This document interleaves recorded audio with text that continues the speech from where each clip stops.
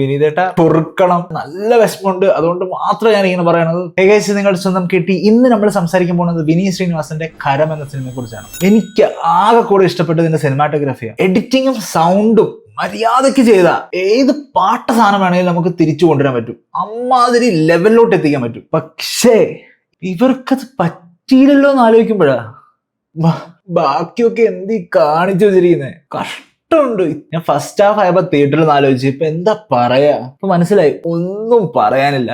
കാരണം ആദ്യത്തെ ഒരു സീക്വൻസിലെ വെടിവെപ്പ് കണ്ടപ്പോ തന്നെ മനസ്സൊന്ന് പതറി. എന്തോ ഒരു പന്തികേടാ എന്ന് വെച്ചാൽ പടത്തിൽ ത്രൂ ഔട്ട് പാട്ടാണ് എനിക്ക് പറഞ്ഞാൽ മതിയാവൂല. പടത്തില് ഫുള്ളി പാട്ടാണ് വെറുപ്പിക്കുന്നത്.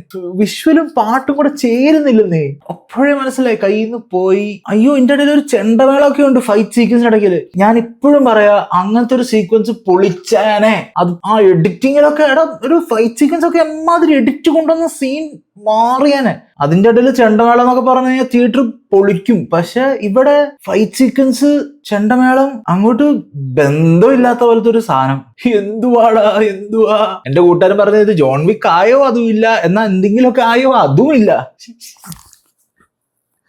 ജോമോണ്ടി ജോണിന്റെ വിഷ്വൽസ് ഉണ്ടല്ലോ, അപാരം. ഒരു കയ്യിന്റെ ഒക്കെ ഒരു ഷോട്ട് ഉണ്ട്, എന്നാ ഭംഗിയാന്നറിയോ. പക്ഷെ ആ സമയത്ത് നമ്മുടെ തലയിൽ ഈ പാട്ടാണ്. എന്താണത്?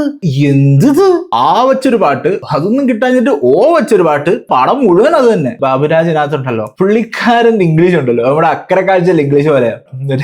I have a gun, we cover dog also.